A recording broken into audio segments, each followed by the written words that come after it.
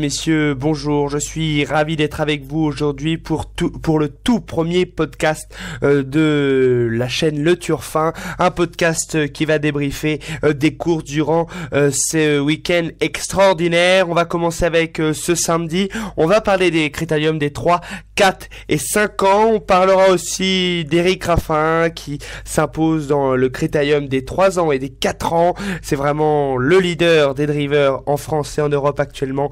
Il est indétrônable. Le dispositif Equidia était au top aujourd'hui. Nous allons en parler en précision et nous irons aussi sur les faux départs durant les critériums dont Jocelyn Robert en a parlé durant la conférence de presse de Laurent Brunto sur l'hippodrome de Paris-Vincennes après la réunion. Il en a parlé, bon, on sait que c'est des grands rendez-vous, donc c'est pour ça qu'il y a de l'attention. On en parlera en fin de podcast. On va commencer avec le critérium des 5 ans qui était le support du Quintet Plus et c'est Josh Power, gagnant du critérium des 4 ans, qui s'est imposé avec Sébastien Ernaud, son entraîneur et driver, qui s'est imposé de très belle manière. Nous allons écouter son interview après au micro de Kevin Lemaitre après sa victoire avec Josh Power. Vous voulez que je vous passe ou ça va aller? Je n'y crois pas encore, c'est incroyable. Surtout avec Joshua Tree comme adversaire, c'était très très compliqué.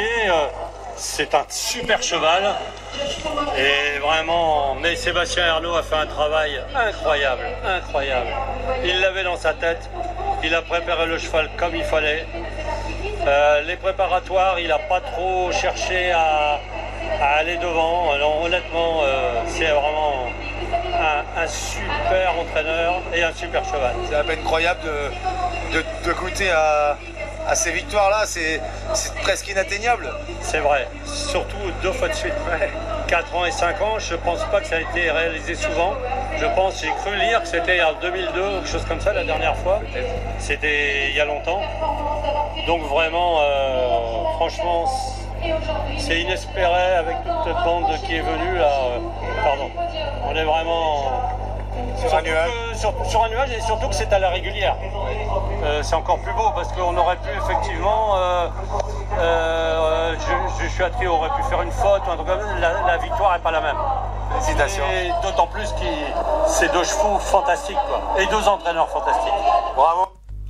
Et vous aviez au micro l'un des propriétaires de l'écurie BG Tros, c'était, je me rappelle plus de le nom de l'interviewé, c'était Jean-Philippe Chériot au micro, le journaliste de chez Equidia. Donc oui, c'est Josh Power qui s'est imposé de très belle manière. Il a eu le parcours en or dans le dos du grand favori. C'était le numéro 16, Joshua Tree, qui a été battu naturellement parce qu'il a pas eu le parcours, il a pas eu un excellent parcours à donner au vent durant 1500 mètres voire 2000 mètres. C'est jamais facile. Josh Power lui a eu le parcours en or à la corde en 2e épaisseur. Il a fait du slalom et Sébastien Ernaud avec sa main de maître a mené de première façon, j'ai envie de dire. Il a été exceptionnel, Sébastien Ernaud, et son cheval aussi, parce que quand même son cheval venait de finir 3e dans la préparation au prix, c'était le prix jockey au critérium des 5 ans, et il avait une roue crevée, donc quand même il avait quelques excuses sur cette 3e place. Donc 3e c'est jamais mauvais, c'était même très bien vu sur toutes les conditions de course, et donc c'était un petit peu normal qu'il soit très en vue aujourd'hui. Il était à la cote de 18 €. Oui, parce que je m'intéressais tout à l'heure en préparant ce podcast à la cote. Alors la cote elle est assez surprenante, 18,50 € pour le dernier gagnant du critérium des 4 ans. C'est un cheval qui venait finir 3e du prix jockey. Moi j'ai une question normalement, c'est que je me dis, des chevaux qui sont sur des bonnes valeurs, ils sont jamais joués en simple. Moi admettons sur mon ticket que je l'avais mis 4e. Moi je le voyais plutôt à une cote de 8-9 contre 1, et là quand j'ai vu 18,50 €, j'ai dit c'est pas normal. Alors après je comprends qu'il y avait un grand favori, c'était Joshua Tree qui était à 1,40 €. Bon, il y a des excuses aussi. Par contre à la place ça ne paye pas du tout pour Josh Power qui fait 2,40 €. Alors ça me scandale. C'est presque un scandale à 2,40 € quoi, un cheval placé, c'est presque une honte je pense pour le PMU. Alors j'ai pas regardé sur Genibet et The Turf les opposants au PMU combien ils faisaient en rapport à la place, mais bon c'est quand même assez bas 2,40 € pour un cheval qui à la gagne fait 18,50 €. Revenons sur la performance sportive de Josh Power. C'était vraiment une magnifique performance sur 3000 mètres, 1,11,8, un chrono top. Hein. La course a été menée sur un drôle de pied. Bon voilà, après il y a eu des chevaux qui ont été décevants. C'est le numéro 13, Justin Boll, qui était le troisième favori de la course. C'est justement lui qui a mené la course. Peut-être dans un mauvais jour, ou peut-être qu'il en a fait sans doute de trop. Peut-être que Johan Le Bourgeois en a fait de trop avec Justin Boll. Et puis bien évidemment, il a vu à son extérieur Joshua Tree, lui qui n'a pas calé et qui finit deuxième. Justin Boll est l'une des déceptions de cette course, tout comme le 8, Jasmine de Bayeul. Alors je pense qu'il y a quelques excuses dans le clan d'Erno Ziermé, parce que j'ai remarqué un peu dans le dernier tournant que quand Franck Nivard lui débouche les oreilles, le cheval est un peu hésitant, j'ai l'impression qu'il se perd. Je crois que c'était pour la première fois qu'il avait ce débouche-oreille et je pense pas que ça l'ait aidé. C'était quand même l'un des favoris de la course, c'était le deuxième favori de la course à 8,80 €. C'est un petit peu décevant pour ce cheval d'arrivée par Franck Nivard, surtout qu'il avait le bon parcours et normalement il devait être dans les 3 premiers. Joshua Tree, c'était le grand favori. Alors j'entendais Pierre Vercruise sur Equidia qui disait c'est pas une mauvaise performance, mais c'est pas non plus une excellente performance. Ben moi je trouve que c'est vraiment une excellente performance parce que sur 3000 mètres, vu ce qu'il a fait venir en deuxième épaisseur sur ce rythme-là, parce que ça a vraiment roulé dans la montée. Ça a été vite, hein, quand même. Justin Boll a imprimé un rythme très soutenu. Joshua Tree à son extérieur. Jean-Michel Bazir, qui n'a pas fait le forcing, mais a toujours resté à sa hauteur pour pas lâcher la pression. Donc, quand même, Joshua Tree fait une drôle de performance et se fait tailler par le 14, Josh Power, qui était sans doute aujourd'hui meilleur que lui. Josh Power, sans doute, ne peut pas faire ce que Joshua Tree fait, c'est-à-dire courir offensif. Josh Power, il lui faut le parcours en or et c'est ce que Sébastien Ernaud a dit après la course, hein, c'était réel qu'avec avec Josh Power pour regarder en face Joshua Tree, faut avoir le bon parcours, contrairement à Joshua Tree, lui qui peut se permettre de courir un petit peu plus offensif. Voilà, on a aussi vu le bon retour de Just Love You et avec Alexandre Abrivard Just Love You qui était déféré des 4 pieds pour la première fois, 43 contre 1, elle à la place a fait seulement 4,20 € pour une jument qui fait 43 €. Alors là, je ne comprends plus rien. Voilà, c'est ça qui me scandalise le plus, vraiment. C'est les mises, les rapports placés de cette course sont vraiment impressionnants par pas par leur hauteur, parce que ça ne paye pas du tout en fait. 2,40 € pour un cheval à 18,50 et 4,20 € pour un cheval à 43 €. Pour une jument à 43 €, ça je n'y comprends plus rien.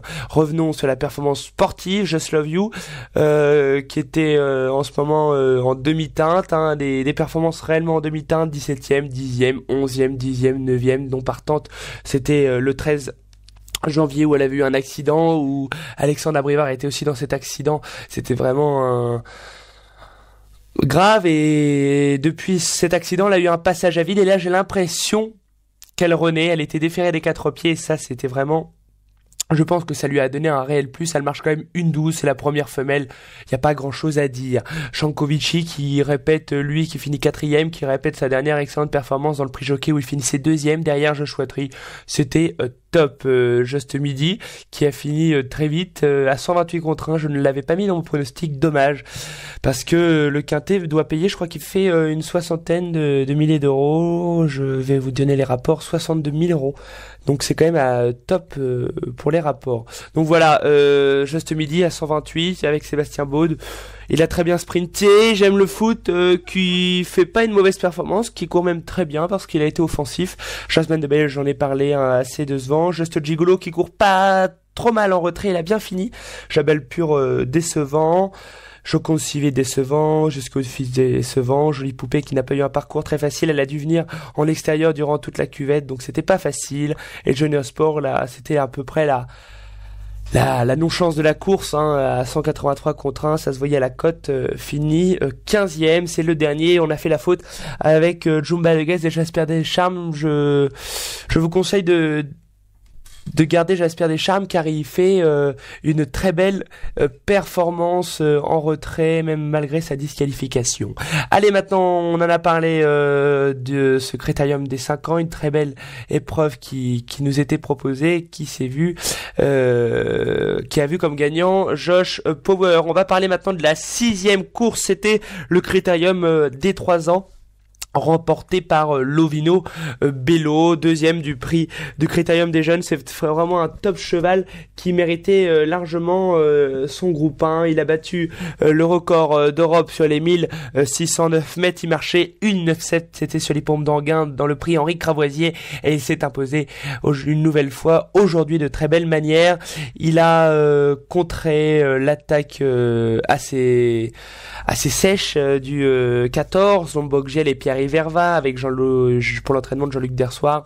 Bon voilà, Lombok-Gel qui court pas mal, tout comme Lovino Bello. On va écouter l'interview d'après-course.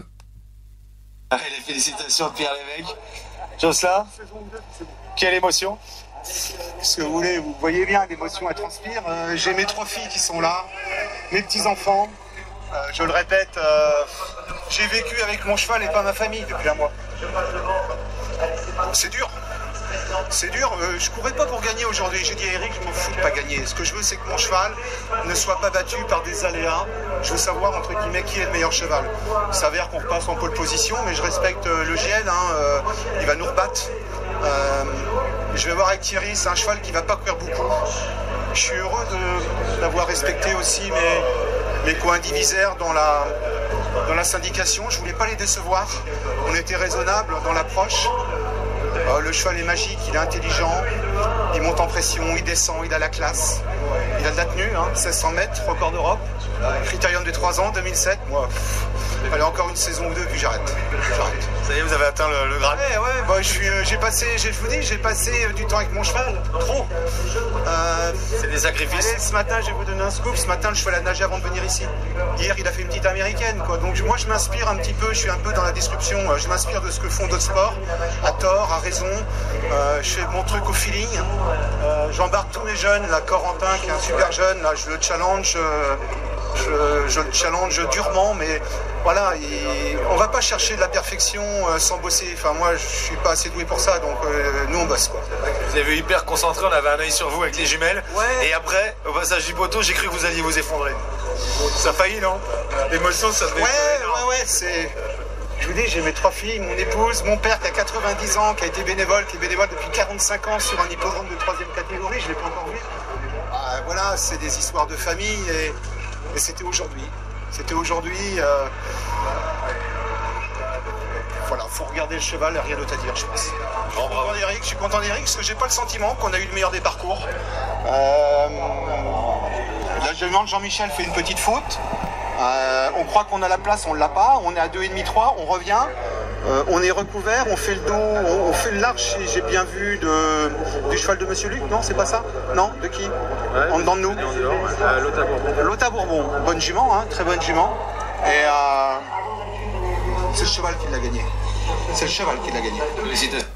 Et oui, beaucoup de propos élogieux de Jocelyn Robert envers son protégé, c'est Lovino Bello, top cheval, c'est même un crack cheval qui, je le répète, avait fini 2e du prix Pierre Comte de Montesson. Lovino Bello qui s'impose devant le grand favori, c'était le numéro 14, Lombok-Gel, et la première femelette à l'arrivée, c'est Lotta Bourbon qui finit 3e. On va détailler la performance de Lovino Bello qui venait de battre un record sur l'hippodrome d'Anguin. Dernièrement, il venait de finir 2e. Alors, il a fait l'impasse sur la dernière préparatoire au Critérium, mais sinon, il avait fini 2e dans le prix Abel Bassini. C'était le 17 août. Il était battu par Lombok-Gel. Il a pris sa revanche. Voilà, les deux Sval, c'est les deux mâles de la génération. Voilà, il y a sans doute pas grande chose il y a pas une très grande différence entre les deux. Moi, je pense encore que Lombok-Gel est meilleur parce qu'aujourd'hui, il a été plus offensif que Lovino Bello, et on sait que Lombok-Gel, c'est un cheval qui aime bien finir sur les autres. Voilà, la performance des deux chevaux, des deux mâles sont extraordinaires, mais moi, il y a une performance qui m'a encore plus enthousiasmé, c'est celle de Lotta Bourbon. Elle a vraiment fait un truc de folie dans la montée. Elle est venue Elle est venue comme une folle dans la montée, elle a pris l'avantage, elle a pris la tête du peloton, et après, elle a fait sa course. Dans les tournants, Lovino Bello avait l'air d'être vraiment au-dessus. Moustique, Anthony Barrier sollicitait sa pouliche, et en fait, à début de la ligne droite, elle est repartie. Lovino Bello est reparti aussi, c'était le duel, et Lotta Bourbon finit seulement à une demi-longueur avec tous les efforts qu'elle a fait. On se dit que si elle en fait moins, c'est elle qui gagne. Donc Lotta Bourbon, j'ai vraiment aimé sa performance, j'ai envie de dire, c'est peut-être la prochaine gagnante du prochain groupe 1 de la génération. Du moins, a fait partie de la meilleure femelle, parce que la meilleure femelle pour l'instant au niveau des performances, c'est Lisa Josselin qui a fait la faute. Mais alors si on revient sur la faute de Lisa Josselin, je pense que c'est un peu une erreur de drive. C'est rare de dire ça chez Jean-Michel Bazir. Les erreurs de drive, Jean-Michel Bazir en fait très peu, mais là j'ai l'impression que Jean-Michel s'est laissé enfermer. La jument, alors j'ai pas eu encore trop d'explications, on en saura sans doute plus dans les prochains jours, mais Lisa Josselin qui aurait sans doute eu une très belle chance, qui avait le bon parcours jusqu'à sa faute où elle était enfermée. Donc Lisa Josselin, la co-favorite de la course, elle a fait la faute. Donc voilà, on va revenir sur les premiers. Donc Lovino Bello, lui, court top. Lombok-Giel qui est venu en deuxième épaisseur dans la montée, c'est jamais facile. Pierre Verva qui a repris un bol d'air dans les tournants et qui est ressorti, et puis mais malgré tout, il a toujours repoussé Lovino Bello, lui qui a gardé la tête de l'épreuve et qui s'est imposé. Bon c'était les deux mâles de la course, et deux premières chances de la course avec Lisa Josselin. Ils sont à l'arrivée, c'est normal. Lotta Bourbon, on en a parlé. Luciano Menuet qui refait surface, 4e dans un critérium de 3 ans, c'est toujours top. Il avait été battu par Largo de Castel dans la Yearling Cup le 24 août, c'était un petit peu décevant. Et puis dernièrement, dans le prix Georges de Vologer, il finissait 7e, donc dans la dernière préparatoire. Voilà, c'est bien, mais c'est bien, mais je pense pas que ça, Luciano Menuet vale un Lovino Bello ou un Lombok-Giel, ou encore même une Lotta Bourbon. Louisanne de Bonnemo, elle fait une nouvelle fois une très belle ligne droite, et il y a pas trop de notes. Loulou de Mille qui a fait un peu de grabuge au départ, où il s'est cabré, il a fait tomber Mathieu Abrivard. Lui finit 10e, c'était le dernier vainqueur de la préparatoire chez les mâles. Il y a pas grand chose à dire, je pense battu. Il y a peut-être des explications. Lat My Fire, une nouvelle fois décevant. Je pense ce propre faire de Bold Eagle, je pense mérite vaut mieux que ce classement-ci, mais je sais pas ce qu'il y a encore. Bon, faut voir.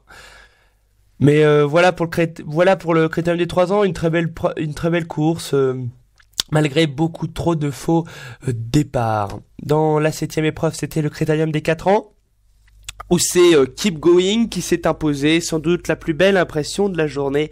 Keep Going qui s'est imposé devant Cocktail du Dain, Xar et Ken Winner et Xal Fella. On va écouter l'interview d'après-course. Oui, Mathieu Mottier en civil avec les enfants.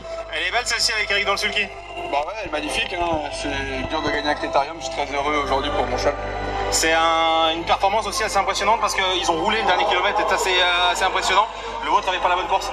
Ah, pas la bonne course, voilà, il a donné au vent, il fait pas d'effort, il attend que ça vienne à lui. Sur le papier, c'est pas la course en or, mais le cheval était bien et il a pas fait d'effort et il a été moins fatigué que les autres pour finir, c'est pour ça qu'il a gagné. Des tribunes, c'est comment de vivre ce genre de course? C'est génial, c'est plus facile que d'être dans le sulky. Un petit peu moins de stress. Beaucoup moins de stress et voilà. Eric Raffin, on le connaît, hein, j'étais pas stressé de l'avoir dans le sulky.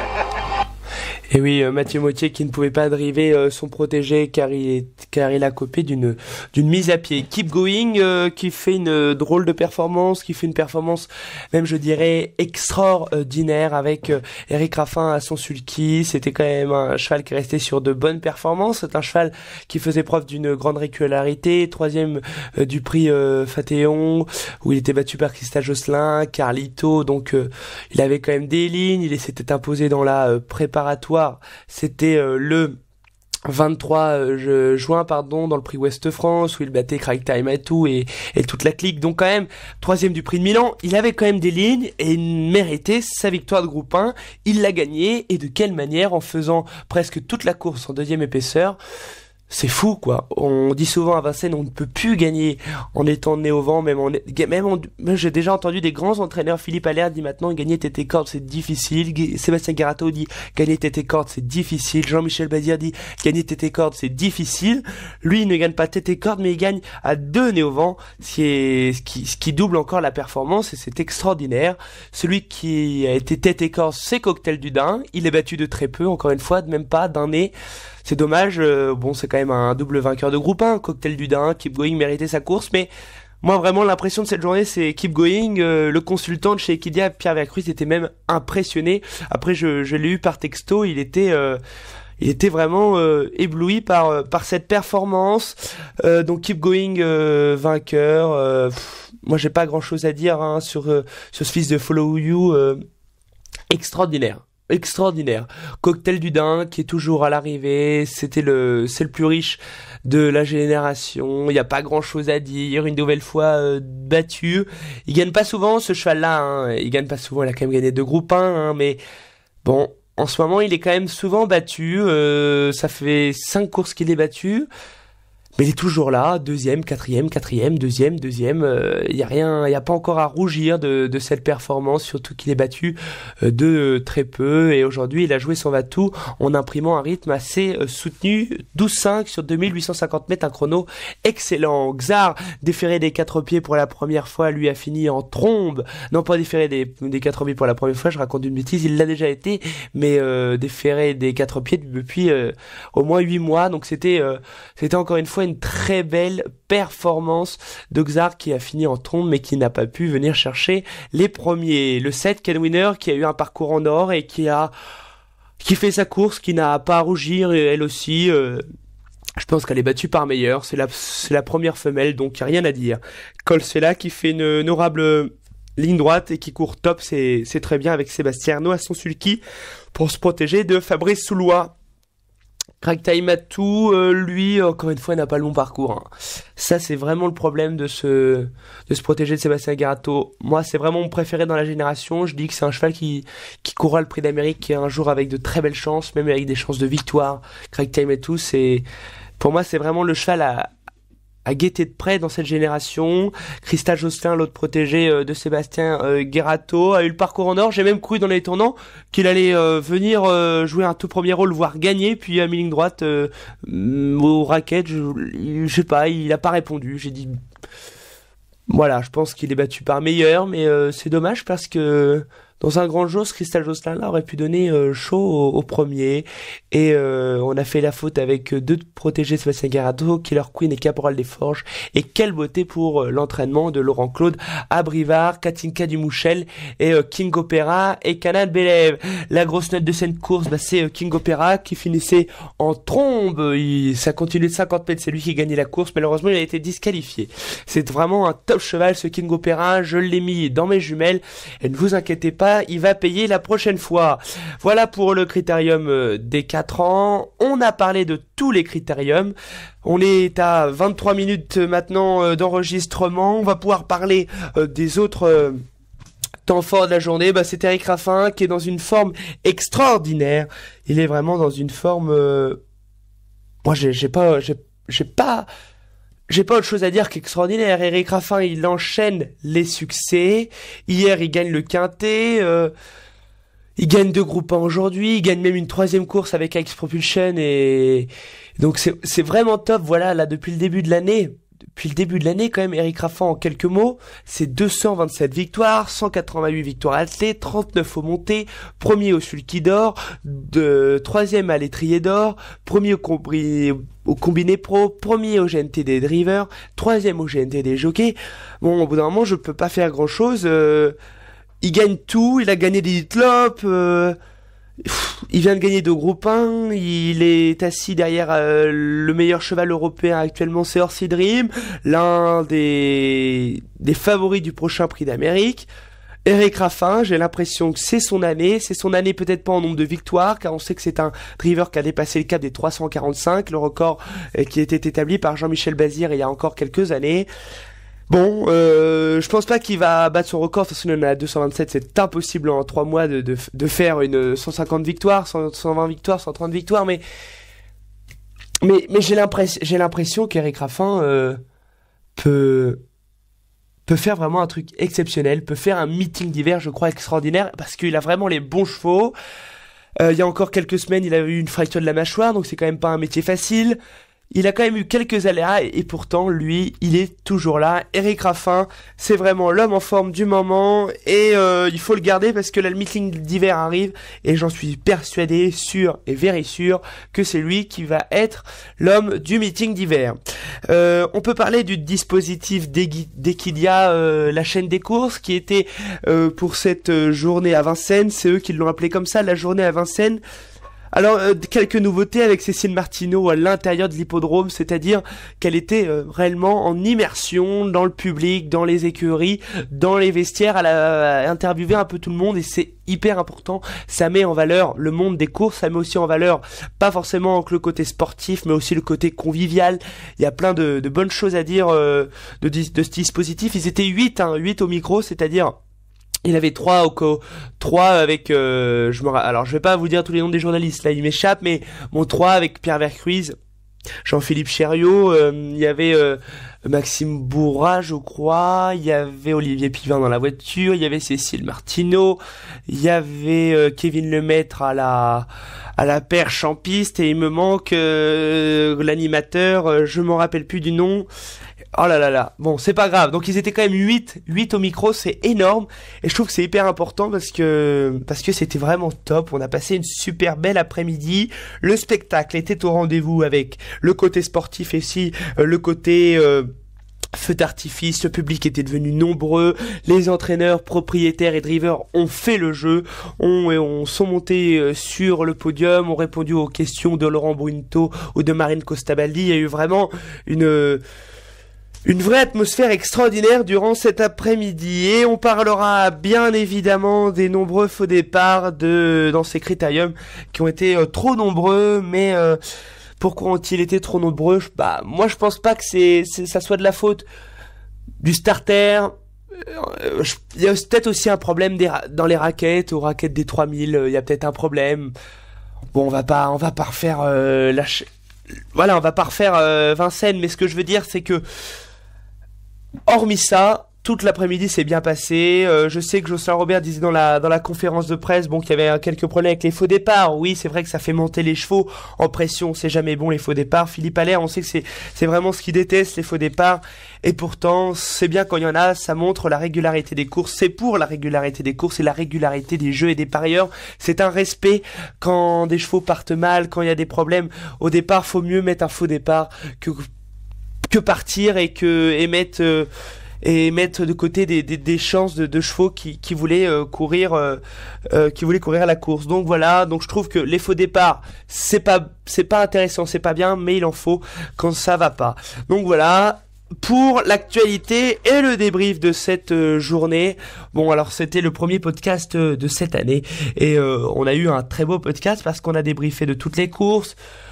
Bon, la semaine à venir elle va être assez belle. On va pouvoir aussi parler de la fédération des reconversions il y avait aussi la fédération française de la reconversion qui était présente, il y avait aussi l'association Passerelle qui était présente, donc c'est des associations de reconversion qui étaient sur le terrain, qui ont répondu au micro sur le podium, qui ont été les présidentes parce que oui, c'est des femmes qui gèrent ces associations, qui ont été interviewées par Cécile Martineau où il y a les exposants. Donc c'était vraiment une très belle après-midi et on a vu quand même que le cheval a une première partie de vie, c'est la course, et puis après il y a une reconversion qui est possible.